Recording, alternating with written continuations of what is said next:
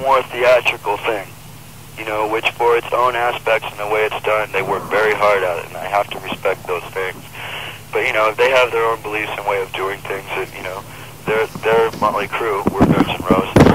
You know, we have our own way of looking at things and things we will and won't do, you know. They have their things. Like they do a planned show almost every night. We don't do that. It's something we don't believe in, you know. But then again, I'm not going to say it's bad just because they do it. You know, it's easy for a band to say, oh, what they do sucks, you know, about another band.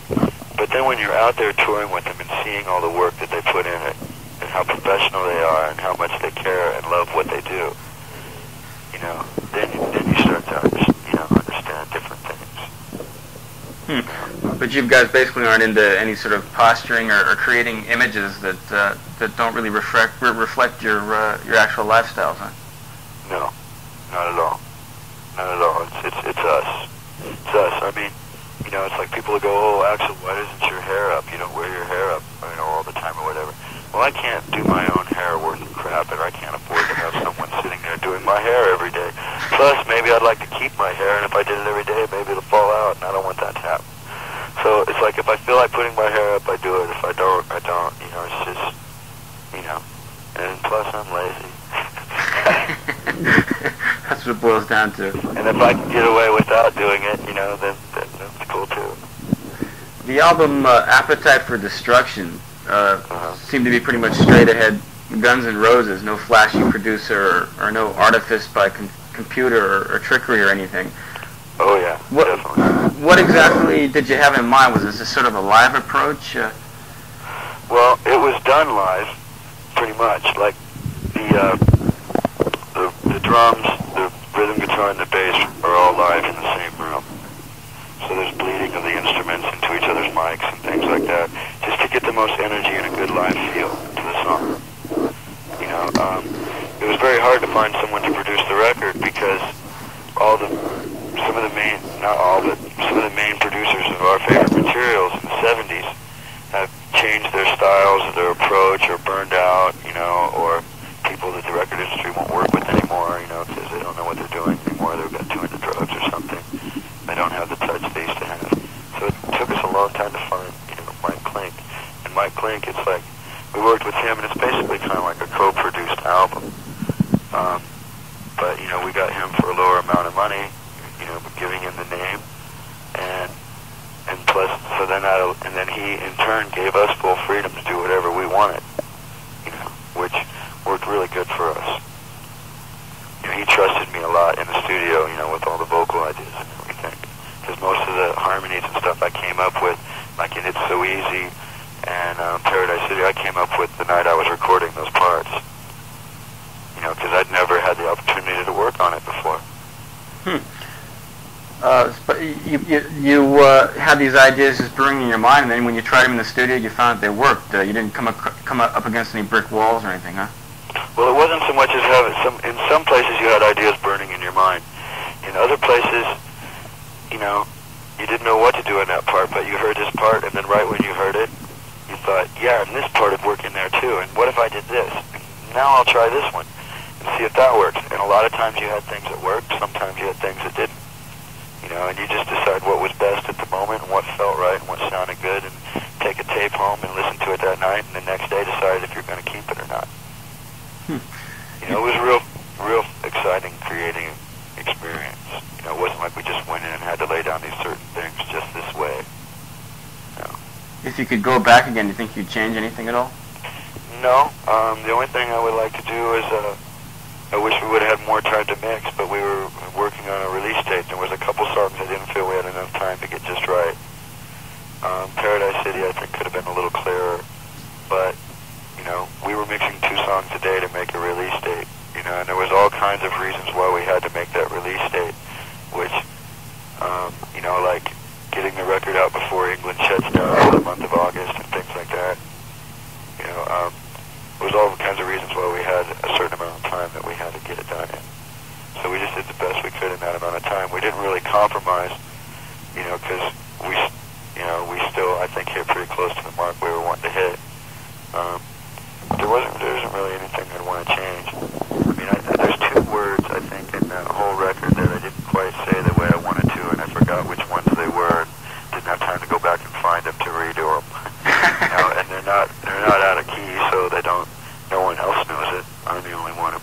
knows it.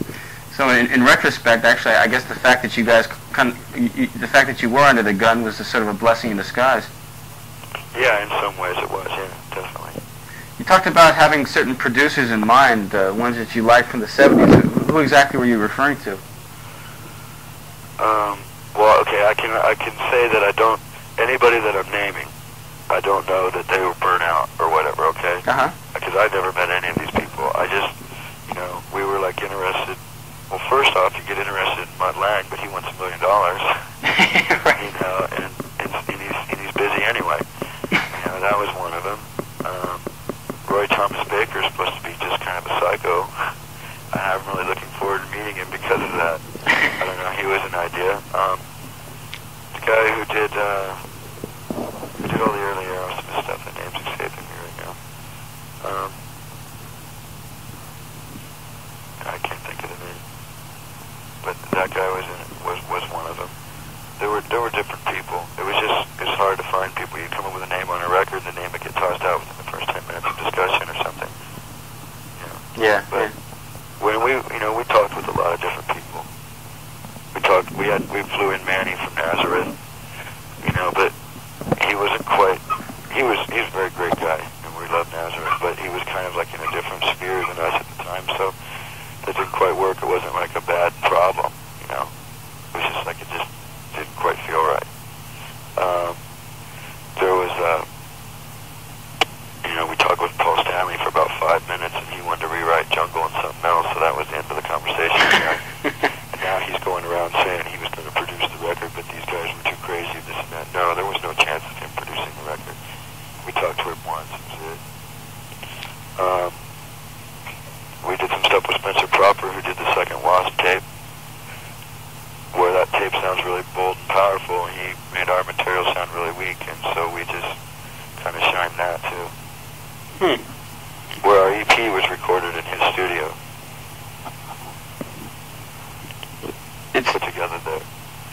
It seems like you had a pretty concrete idea of what you wanted to commit to vinyl then, which is... Oh yeah. I mean, I've been in all kinds of different bands in LA, some of them exist now, some of them don't, where we've been going to go into the studio, and then right then I've quit. Because I wouldn't allow myself to be on record and have it come out that way. Yeah, I had a real strong idea of what I wanted to show people musically, and I've never let up on it just for the sake of getting successful or having a place to sleep. Is that right? I believe in that. Yeah, because I believe, it's like, as you can hear It's So Easy Go, this is a crazy song. Yeah, it is, but it's also art to me. And I have a wide spectrum of art, A beautiful ballad with full symphony where someone would call art is just as much art as It's So Easy to me. And I believe in art first. Do you know of any bands that you think have been like held back because they're really good bands, but they're being rather limited on vinyl? Well, it's hard to say sometimes because it depends on who's doing the limiting. Is the band allowing someone to tell them what to do? And okay, well then no, you could go, well, in their contract it said they had to do that. Well then, who was weak? They're the ones that signed the contract. That was limiting them. I don't know. Sometimes people, talk about money success as being the success. That's second. That's being lucky, and the people are being generous to you by buying your album. You're being accepted. The success to me, and that's successful on its own terms. But the success to me is like you do a painting, and did you get? It might not have been what you wanted, because when you think of a painting in your mind, sometimes what comes out on the paint is like the shadow of what you thought of. But still, is it something that you're proud of? And if you can get that, and you're really proud of it, no matter what anybody